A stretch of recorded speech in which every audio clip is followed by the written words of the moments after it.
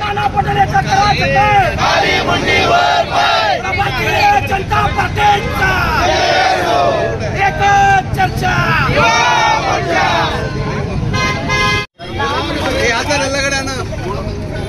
भैया भारतीय जनता पक्षाचं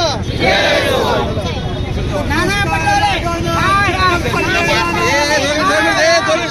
अरे चिकन मुर्दाबाद मुर्दाबाद. नाना पटोले मुर्दाबाद. भारतीय जनता पक्षाचा अरे धिक्कार असो धिक्कार असो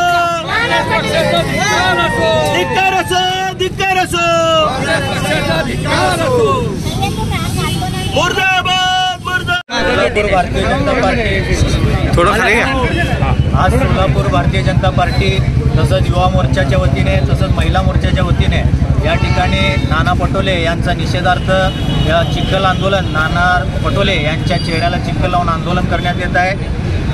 खरं पाहता आपण बघितलं तर नाना पटोले यांची जे मानसिक मनोवृत्ती आहे आणि जे काँग्रेस पक्षाचं मनोवृत्ती आहे, इंग्रज आपल्याला 75 वर्ष झालं सोडून गेलेत, पण लोकांना सर्वसामान्यांना गुलाम समजण्याची जे मानसिकता आहे काँग्रेस पक्षाचा, हे नाना पटोलेंनी सगळ्यांसमोर आणून ठेवलेलं आहे. सर्वसामान्यांसाठी अतिशय चुकीचं वागणूक त्यांनी देऊन या ठिकाणी काँग्रेसमध्ये काय पद्धतीचे नेते वावरत आहेत हे त्यांनी सर्वांसमोर आणून ठेवलेले आहे. आणि हे सर्वसामान्यांना जे गुलाम समजतात अशा लोकांचं भारतीय जनता पार्टी युवा मोर्चाच्या वतीने आम्ही तीव्र निषेध करतो.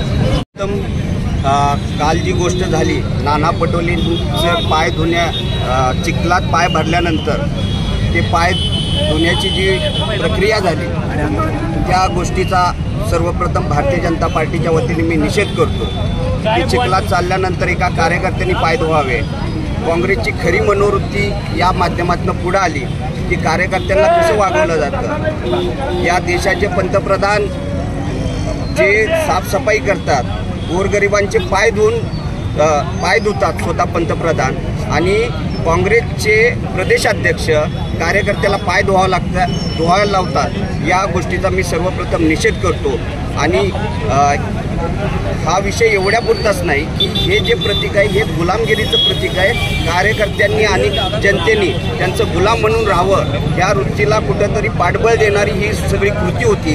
या कृतीचा आम्ही निषेध करतो आणि भारतीय जनता पार्टीच्या वतीने चिखल लावण्याचं आंदोलन आज देशभरात महाराष्ट्रभर केलेलं आहे. त्याचाच भाग म्हणून आज सोलापुरात युवा मोर्चा आणि महिला मोर्चा यांच्या नेतृत्वाखाली हे आंदोलन करण्यात आलं आहे. पुन्हा एकदा मी नाना पटोलेंचा जाहीर निषेध करतो.